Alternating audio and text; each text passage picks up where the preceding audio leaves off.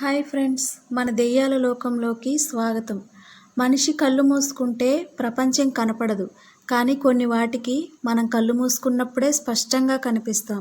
రాత్రి నిశ్శబ్దంలో మీరు విన్న ప్రతి చిన్న శబ్దం సాధారణం కాదు. అది ఎవరో మీతో మాట్లాడాలని చేసే ప్రయత్నం కావచ్చు.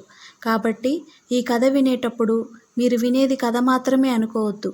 మరి ఈరోజు మన స్టోరీలోకి వెళ్ళబోయే ముందు ఈ వీడియోని లైక్ చేసి మన ఛానల్ని సబ్స్క్రైబ్ చేయండి.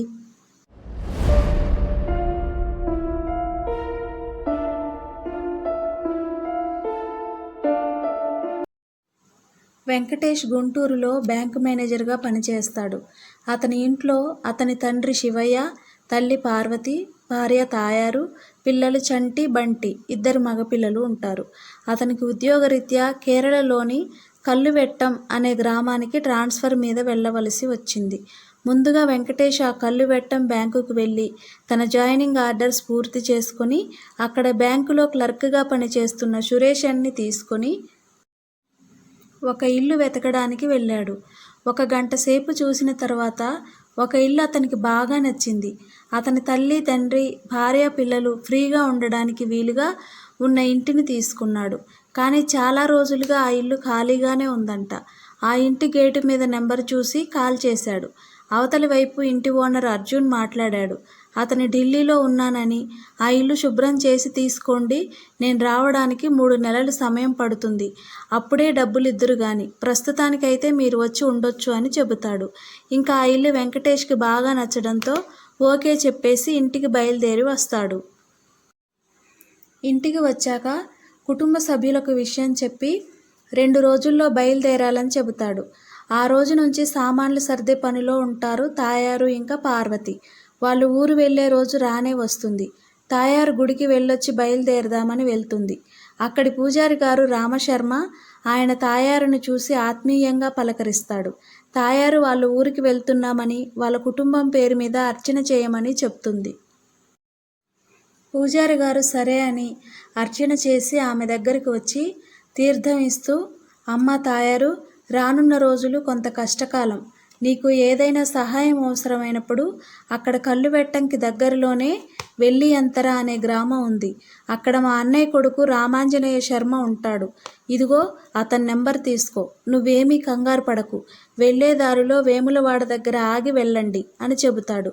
అలాగే బాబాయ్ అని చెప్పి వస్తుంది. వాళ్ళు ఆ ఊరికి రాగానే చాలా ప్రశాంతంగా ఉంటుంది ఆ ఊరు.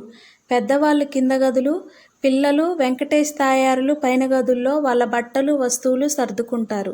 కిచెన్ కూడా కిందే ఉండటంతో పెద్దవాళ్ళకి ఇబ్బంది లేకుండా ఉంటుందని కింద గదులు కేటాయించారు. ఇక 2వ రోజు వెంకటేష్ బ్యాంకుకి వెళ్ళాడు. పిల్లల స్కూల్లో మాట్లాడి అట్నుంచి అటే డ్యూటీకి వెళ్ళిపోయాడు. లక్ష్మి వంట పనిలో మునిగిపోయింది. ఇక పార్వతి, శివయ్య దగ్గరలో భగవతి అమ్మ గుడి ఉంటే వెళ్ళారు. వీరు వెళ్ళగానే పూజారి ఒళ్ళు జలధరించింది. అమ్మా, మీరు చూస్తే ఇక్కడి వారిలా లేరు, ఎక్కడి నుంచి వచ్చారు అని అడిగాడు. అప్పుడు పార్వతి వారి వివరాలు చెప్పింది. ఆయన, అమ్మ, ఈ కుంకుమ తీసుకువెళ్ళి మీరు ఉండే గుమ్మానికి పెట్టండి అని చెప్పాడు. అలాగే అయ్యగారు అని తీసుకొని వెళ్ళారు. యువతల తాయారు వంట చేస్తుండగా పైన గదిలో ఏదో దబ్బుమని చప్పుడయ్యింది. ఏంటి అని వెళ్ళి చూడగా ఏమీ లేదు. కిందకి వచ్చింది. వచ్చేసరికి డైనింగ్ టేబుల్ మీద వండిపెట్టిన పాత్రలన్నీ చెల్లా చెదురుగా పడి ఉన్నాయి. తాయారు భయపడుతూ కిందికి పరుగున వచ్చింది. అప్పుడే ఒక పిల్లి మ్యావ్ అంటూ ఉరికింది. పాడు పిల్లి, వంటంతా నాశనం చేసింది అంటూ తిట్టుకుంటూ అదంతా శుభ్రం చేస్తుంది. పార్వతి, శివయ్య గుడి నుంచి వస్తూ గుమ్మం దగ్గరికి వచ్చి బొట్టు పెడుతుండగా పార్వతి దూరంగా ఎగిరి కింద పడ్డది. ఏంటత్తయ్య గారు అలా పడ్డారు అని పైకి లేపి తీసుకువస్తుండగా ఆ కుంకుమ పడేయండి అని గంభీరంగా వినబడేసరికి ముగ్గురు ఒక్కసారే బిగుసుకుపోయారు. గుమ్మంలో వాళ్ళకి తలలేని మొండెం ఒక్కసారిగా కనిపించి నా ఇంట్లోకి అలాంటివి తీసుకురావద్దు అని గద్దించి మాయమయ్యింది. వాళ్ళు పరుగున బయటికి వెళ్ళి వెంకటేష్కి ఫోన్ చేశారు. అతను వచ్చి చూసి ఇదంతా నమ్మేలా లేదు అనుకున్నాడు. ఇంట్లో అడుగు పెడుతుండగా ఏరా, బ్రతకాలని లేదా అని వాయిస్ వినిపించింది. భయంతో బయటకు పరుగు తీశాడు. తాయారు పూజారి గారు ఇచ్చిన నెంబర్కి ఫోన్ చేసింది. రామాంజనేయ శర్మ వచ్చి చూసి ఆ ఇల్లంతా ఒకసారి చూసి ఈ ఇల్లు ఎవరిదో ఒకసారి కబురు పంపించండి అన్నాడు.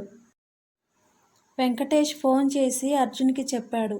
అర్జున్ వాళ్ళ అమ్మ లక్ష్మి, అతని చెల్లి దేవి వచ్చారు. విషయం తెలుసుకొని, అయితే మా నాన్నగారి ఆత్మ ఇక్కడే ఉందా అన్నాడు. మీ నాన్నగారా? అసలేం జరిగింది అని అడిగాడు పూజారి గారు. మా నాన్నగారు రాఘవన్, ఆయన ఒక కానిస్టేబుల్. ఇది ఆయన కష్టపడి సంపాదించి కట్టుకున్న ఇల్లు. ఆయనని ఎవరో దుండగులు తల నరికి చంపేశారు. ఇంక మేము ఈ ఇంట్లో ఉండలేక వెళ్ళిపోయాం అన్నాడు. ఆయనకి పిండ ప్రదానం చెయ్యకపోవడం వలన ఆయన ఆత్మ ఇక్కడే ఘోషిస్తోంది. ఆయన చనిపోయి చాలా నెలలయ్యింది కాబట్టి మీరు ఈ కార్యాన్ని కాశీలో పూర్తి చేయాలి. అదే సమయంలో నేను ఇక్కడ పూజ మొదలు పెడతాను. అప్పుడే ఆయన ఆత్మ పుణ్యలోకాలకు చేరుతుంది అన్నాడు. వాళ్ళు దానికి అంగీకరించి 2 రోజుల తర్వాత కాశీకి వెళ్ళి పిండ ప్రదానం చేశారు. ఆంజనేయ శర్మ గారు ఇక్కడ పూజ చేసి ఇల్లంతా శుద్ధి చేశారు. ఆ ఆత్మ శాంతించబడి వెళ్ళిపోయింది. ఆ రోజు నుంచి ఆ ఇంట్లో ఎటువంటి భయం లేకుండా ఉన్నారు.